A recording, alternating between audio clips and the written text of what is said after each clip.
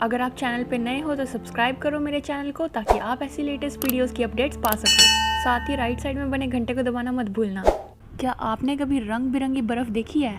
मैं उन बर्फ़ के गोलों की बात नहीं कर रही जो हम गर्मियों में खाते हैं, वो तो अटपटंगे से रंगों के और स्वाद वाले होते हैं। बट स्टिल मैं बात कर रही हूँ पहाड़ों वाली बर्फ़ की। दोस्तों, ये दुनिया काफ़ी मिस्टीरियस है। हर दिन कुछ नया देखने को और सुनने को मिलता रहता है। ऐसे में ही अब इटली के एल्प्स में गुलाबी रंग की बर्फ़ मिली है। साइंटिस्ट काम पे लग गए हैं कि जैसे तैसे इसका कारण निकाला जा सके। और आगे बढ़ने से पहले आपको ये बता दूं कि ये बहुत बड़ा खतरा है, क्योंकि ये ग्लेशियर्स की जो मेल्ट होने की स्पीड है ना, उसे बढ़ा देगा।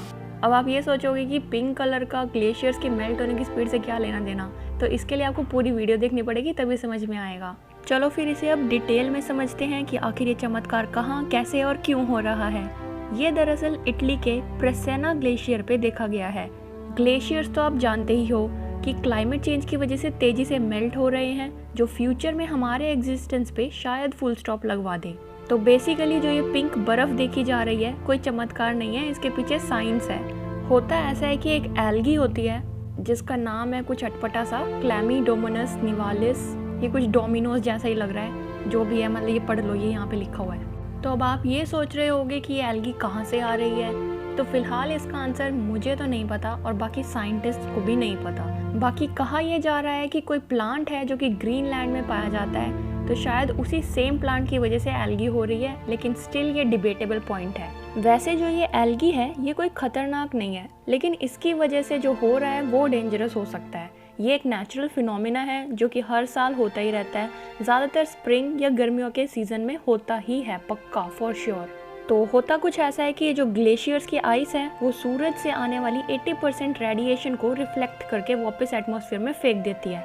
अब यहाँ क्योंकि ये आइस पिंक होती जा रही है, तो इसकी वजह से जो क्षमता है ये रिफ्लेक्शन की, ये कम होती जा रही है, जिससे आइस जल्दी पिघल जाएगी।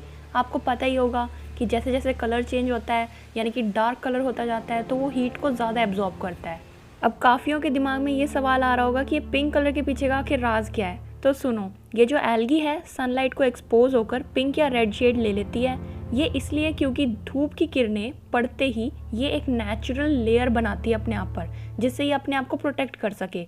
तो इस लेयर को जो है कैरोटीन लेयर कहते हैं। तो ये जो अल्ट्रावायलेट रेडिएशंस आती हैं सूरज से, इससे इन्हें बचा लेती है। तो इसमें ख़ास बात यह है कि ज़रूरी नहीं है कि ये पिंक शेड ही ले, इसके ग्रीन, ब्राउन, वायलेट, येलो ऐसे शेड्स भी बन सकते हैं। अब कहा यह जा रहा है कि ये जो एल्गी वाली दिक्कत है ये जल्दी नहीं जाने वाली है, क्योंकि जैसे जैसे बर्फ़ मेल्ट होगी वैसे ही एल्गी के लिए सूटेबल कंडीशंस बनेंगी और वो ज़्यादा स्प्रेड होती जाएगी। और ये एल्गी अपने आप को सर्वाइव करने के लिए स्नो में पड़े पॉल्यूटेंट्स को अपना फूड सोर्स बनाकर अपना काम चलाती रहती है। इसके साथ ही एक और पॉइंट है कि जो बर्फ़ के मौसम में हाइकिंग और स्कीइंग करने जाते हैं माउंटेन्स पे, कहीं उनका इस एल्गी पर कोई असर तो नहीं पड़ रहा, तो ये पता लगाया जा रहा है अभी।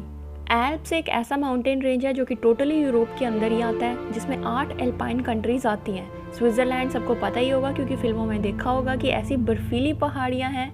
बाकी इसके अलावा France, Monaco, Italy, Slovenia, Germany, Austria और एक आध कंट्री और है। इन सबको मिलाकर ये टोटल 1200 किलोमीटर तक फैला हुआ है और इसकी ऊंचाई अगर मैं आपको बताऊं तो 250 किलोमीटर तक की है।